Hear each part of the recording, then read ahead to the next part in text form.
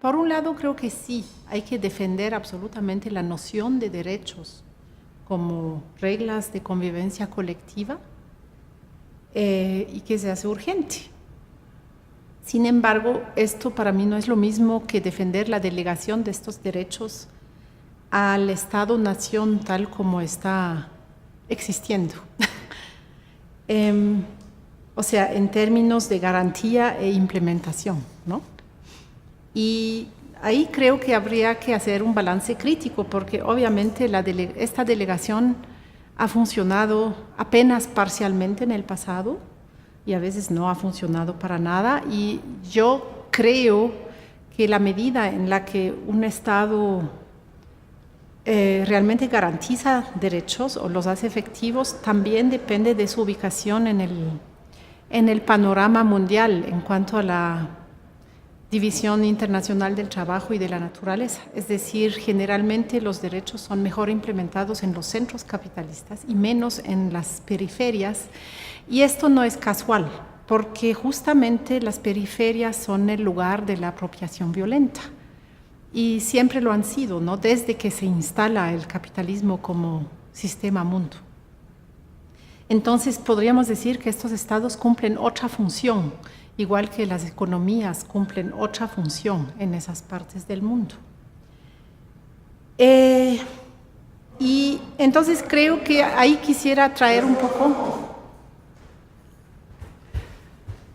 a un politólogo, un pensador marxista alemán que me parece que nos da algunas pistas, que se llama Joachim Hirsch, y que dice que la forma Estado no es una forma de mediador neutral a la que remite esta noción de derechos, ¿no? O sea, ahí nos imaginamos el Estado como el árbitro de alguna manera, sino que esta forma Estado es uno de los pilares mismos de la sociedad capitalista, y que, o sea, esta separación entre poder político y poder económico, entre mercado y Estado, está entre los fundamentos constitutivos del capitalismo mismo, ¿no?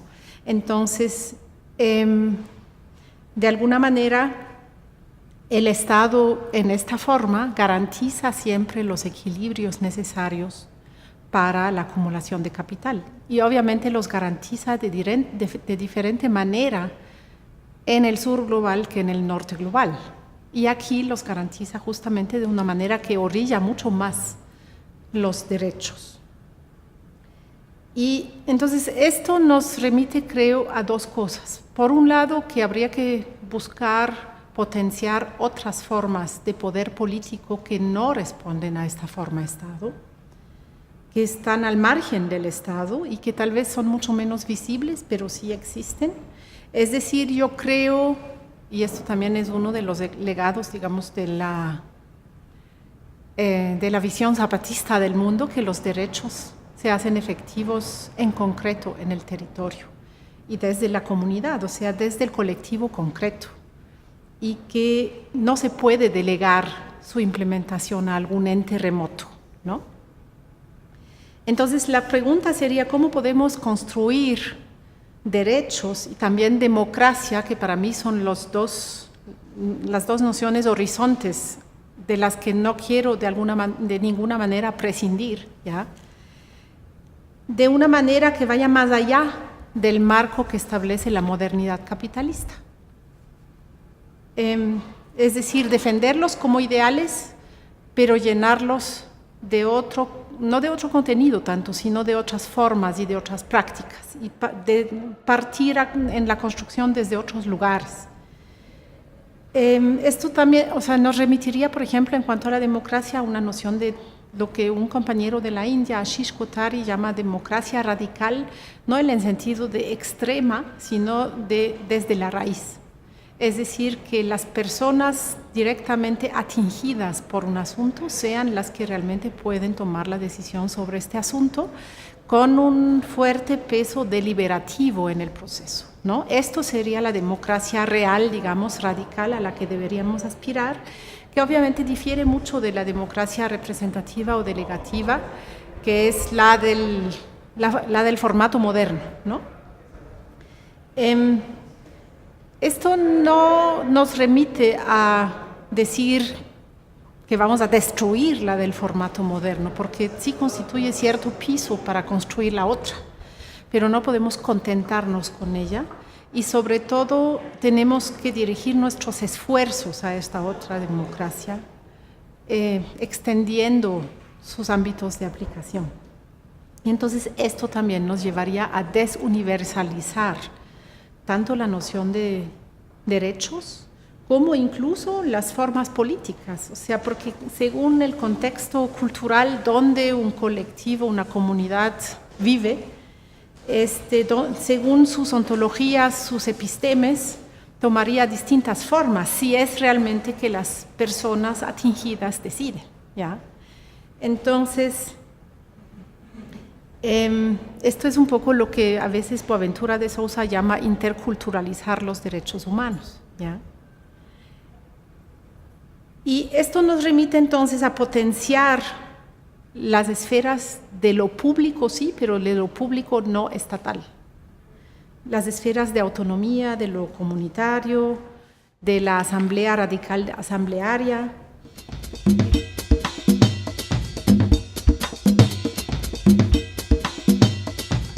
Porque la esfera de lo público estatal está codificado desde lo masculino y desde lo patriarcal, desde su origen. ¿Ya? Y entonces sería extender los espacios y las formas que son disfuncionales al capitalismo. Y esto, o sea, el Estado como supuesto garante de derechos quedaría en un rol mucho más marginal, mucho más orillado, digamos, no tan central. Le quedaría una suerte de rol de habilitante de estas autonomías y de estos autogobiernos y de resguardo mínimo. Esto lo dice Rita Segato en un texto sobre derechos indígenas, de que el Estado debería simplemente vigilar que se cumpla. Entonces esto significa orillar de alguna manera al Estado a un rol de Estado habilitante y de resguardo mínimo, digamos, que simplemente vigila que se garanticen estas condiciones de democracia y de deliberación en las esferas comunitarias y que realmente estas esferas de deliberación también incluyan a los grupos más débiles, que sean escuchados y tomados en cuenta. O sea, yo creo que esto nos llevaría a medir cuánta energía social invertimos en qué estrategia, ¿no? Y que justamente no invertiríamos más la mayor parte de nuestras energías transformadoras en transformar la forma Estado desde adentro, sino que apostaríamos a transformarla desde afuera. Joachim Hirsch también dice, el Estado es un reflejo de las relaciones de poder existentes en la sociedad. Es decir, si tú transformas la sociedad por fuera del Estado, eso se refleja al Estado, repercute en el Estado, sin siquiera que tengas que dirigirle demandas al Estado, porque se inclina la relación de fuerza. Sin embargo, lo que hemos hecho sobre todo en América Latina en los últimos 15 años era no solamente esta noción de tomarnos el Estado para desde ahí transformar la sociedad, que sería exactamente al revés, sino también pensar que podemos transformar el Estado desde dentro, y lo que hemos vivido, creo, en todos los países es la transformación de los transformadores. O sea, el Estado los reformateó y los hizo funcionales a sus propias lógicas, que finalmente son estas de estabilizar el capitalismo, ¿no? Entonces creo que esto hay que aprender de este último periodo y apostar, sin ignorar por eso al Estado, a invertir la mayor energía transformadora en las esferas por fuera del Estado, en estas otras formas de poder político. Y tampoco apostar tanto a lo electoral, es decir, ¿dónde colocas tus mejores líderes, no? Porque lo electoral también tiene muchísimos efectos que justamente repercuten de manera negativa en las otras formas de hacer política y de poder político. O sea, impone sus tiempos de una manera brutal. esta rebanada de los procesos en 4 años, 4 años, 4 años. De repente hay que dejar todo lo que se está haciendo y volcarse a determinar los candidatos. Esto establece unas lógicas de competencia individual que son totalmente nocivas a la construcción colectiva. Luego cada candidato se vuelve una suerte de mercancía en los sistemas electorales de hoy, donde más bien es el producto que se vende con una imagen desde la mercadotecnia, ¿no? Y no se discute realmente un programa político, un proyecto político de país. Entonces, todo esto habría que analizarlo críticamente en sus efectos y decir, ok, no hay que desatenderlo por completo necesariamente, y creo que hay que votar mientras estemos en esa forma política, pero no hay que priorizar esto, porque es, o sea, como que hay una especie de efecto reset, ¿no? Los mejores cuadros van allá y son perdidos. Tenemos que construir otros que otra vez van allá y son perdidos, sino que atenderlo de una manera mucho más secundaria.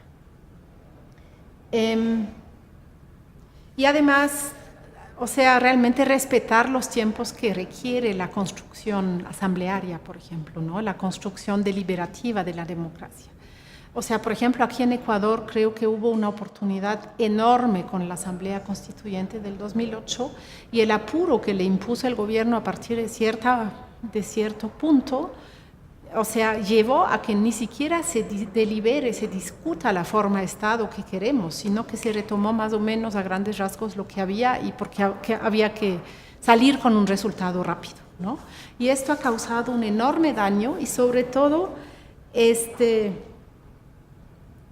justamente ha eclipsado toda esta discusión que yo considero absolutamente crucial, ¿no? O sea, ¿cómo podemos pensar una constitución si es que llegásemos a otro momento constituyente en algún momento? ¿Cómo podemos pensar un Estado que realmente tenga mucho menos poder de incidir en la comunidad, pero más poder para incidir frente a las corporaciones, desde el mandato comunitario, ¿no? Y esto también nos reconectaría con toda la demanda de plurinacionalidad, por ejemplo, ¿no? Que ha sido fuerte y que se ha perdido un poco en el ejercicio justamente de estos nuevos gobiernos.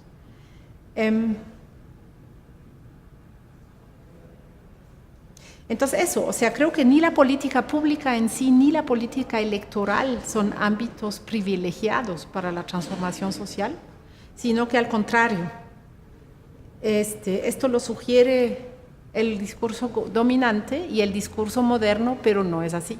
Y esa para mí es la lección más importante del periodo progresista en América Latina.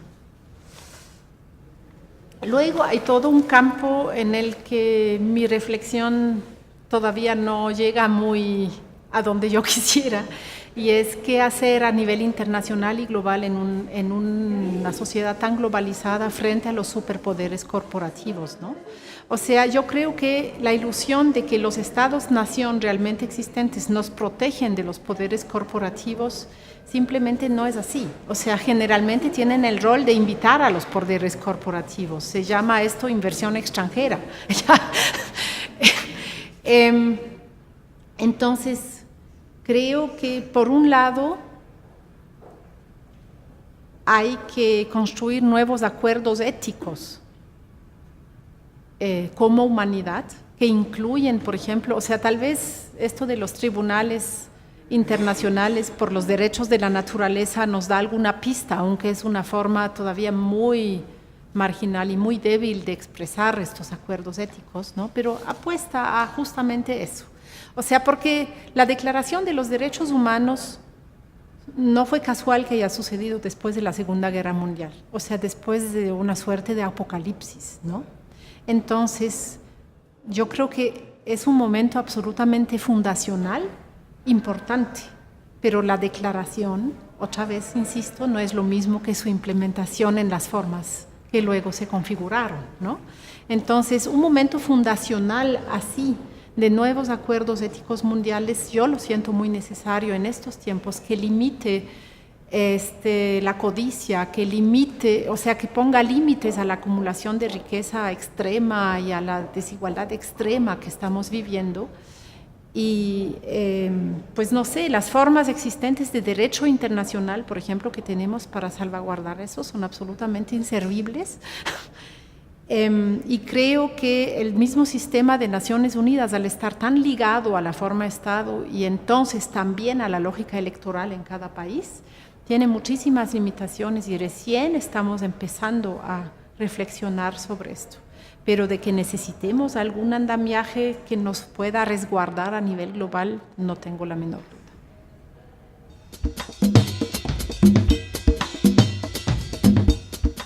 O sea, yo también creo que este sujeto de la democracia radical, del autogobierno, de las autonomías, es un sujeto bastante distinto a este sujeto moderno de derechos, que no solamente ha colocado en un lugar central por tanto tiempo y todavía lo hace, al hombre blanco de un horizonte cristiano, etcétera, excluyendo a grandes partes de la población, ¿no? Sino que también es un sujeto mucho más activo, es un sujeto que toma mucha más responsabilidad en la sociedad, no recibe, ¿no? Sino que crea, produce colectivamente. Y es un sujeto mucho menos individual, ¿ya? Que piensa en el bienestar colectivo al mismo tiempo, o sea, un poco como decía Marx, o sea, donde la autorrealización individual es el fundamento o es la condición de la autorrealización colectiva, ¿no? Entonces, eso creo que hay que retomarlo, pero también nos plantea unos desafíos absolutamente enormes frente a estos sujetos que se han acostumbrado a retirarse al lugar del consumo y ejercer desde ahí sus derechos. Y esto obviamente nos exigiría en la convivencia también reconfigurar nuestros tiempos de una manera totalmente distinta, porque en los procesos asamblearios que yo conozco, por ejemplo, de los zapatistas o por ejemplo de la experiencia de la red de cooperativas Secosesola, o sea, generalmente los procesos de deliberación toman 1/3 del tiempo de vida, ¿ya?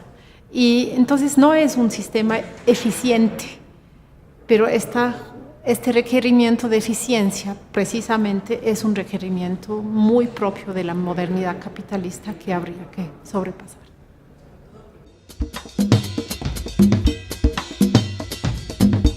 Sí, o sea, yo estoy consciente de que hay una especie de salto entre lo realmente existente y lo posible, pero creo que es necesario formular con mayor claridad este lugar de llegada o al menos el camino que queremos emprender y desde esta claridad pelear los espacios, ¿no? Porque si nos resignamos a que no se puede, pues nos vamos a quedar en el mismo lugar. Y creo que de todas maneras no hay opción. O sea, entonces también, o sea, si tú piensas la producción, o sea, si piensas en la famosa discusión de los modos de vida, ¿no? O sea, de que el modo de vida imperial centrado en el consumo, la producción para la plusvalía, etcétera, no es viable más. Entonces, esto nos remite a repensar nuestras necesidades, repensar nuestros hábitos de consumo, restringirlos mucho, o sea, vivir en una suerte de austeridad voluntaria justamente desde la nueva ética que también nos manda, o sea, nos reconfigura la noción de bienestar a unas formas mucho más convivenciales que valoran mucho más lo relacional y no tanto la posesión material, ¿no? Y entonces, si realmente hacemos esto, vamos a también repensar nuestra inserción laboral en el mundo contemporáneo y esto nos libera tiempo. Eso creo yo.